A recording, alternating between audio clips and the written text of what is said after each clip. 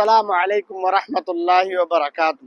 আজি হল 7 যুলহিজ্জা, অর্থাৎ ইসলামিক হিজরি ক্যালেন্ডার হিসাবে এই মাহ হল যুলহিজ্জা মাহ। আর যুলহিজ্জা মাসের আজি হল 7 তারিখ আর অহা 9 তারিখ 9 যুলহিজ্জা হল ইয়াউমুল আরাফা। মই আজি কিয় ইয়াউমুল আরাফার কথা কৈ আছো, আমি বহুতেই নাজানো ইসলামিক হিস্ট্রির বিষয়ে। দুনিয়ার বিভিন্ন নলেজ রাখো, রাজনৈতিক সমাজনীতিক বিভিন্ন লিডারের লেকচার শুনি থাকো, কিন্তু আমার সমাজের পৰা 99% মানুহে নাজানে যে ইয়াউমুল আরাফার হিস্ট্রি কি, সিগনিফিকেন্ট কি, ফিলসফি কি নাজানে।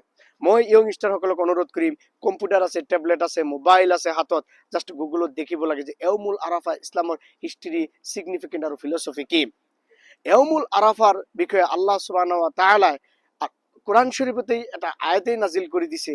এই দিনের বিষয়ে আল্লাহ সুবহানাহু ওয়া তাআলা কইছে, আল-ইয়াউমা আকমালতু লাকুম দীনাকুম ওয়া আতমামতু আলাইকুম নি'মাতি ওয়া রাদিতু লাকুমুল ইসলাম দীনা।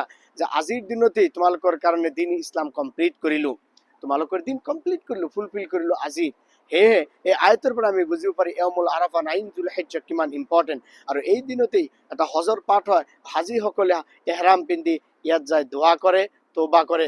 আর এই দিনতেই রোজা রাখিব লাগে, বহুত ইম্পর্টেন্ট হয়। হাদিস শরীফত আছে, কোনোবাই ব্যক্তি যদি আপনার ইয়াউমুল আরাফার দিনত যদি রোজা রাখে, তার আগলি সাল আর পিছলি সাল 2 বছরের আল্লাহ সুবহানাহু ওয়া তাআলা গুনাহ মাফ করে দিয়ে।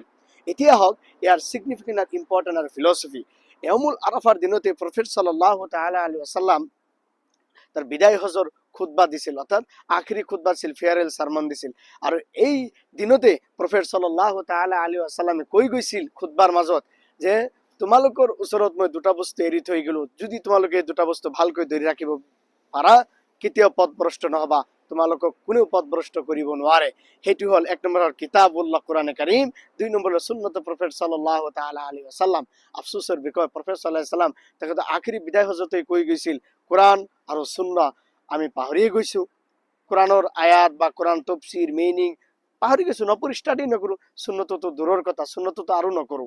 সো হে আমি সকলে ইয়াৰ ওপৰত গুৰুত্ব দিব। দ্বিতীয়তে হল এই দিনতে প্ৰফেট সাল্লাল্লাহু আলাইহি ওয়াসাল্লাম কৈছিল সমতা আৰু ভাতৃত্ববোধ, যিটো এই সমতা ভাতৃত্ববোধৰ কথা কৈছিল যে সকলো ব্যক্তি সকলো মানুহ মোৰ বান্দা হয়, আৰু মোৰ ওচৰত অৰ্থাৎ কোনো আৰব নন আৰবেৰ ওপৰত বা আৰব নন আৰব আৰবেৰ ওপৰত কোনো শ্ৰেষ্ঠত্ব নাই, একমাত্ৰ ই হল আপোনাৰ সেইটো হল ইমান আৰু তাকওয়া।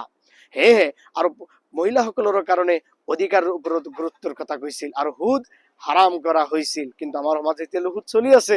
সো হে এই দিনের মহত্ব আৰু গুৰুত্ব আৰু ইম্পৰ্টেন্ট আমি জানিব লাগে, বুজিব লাগে।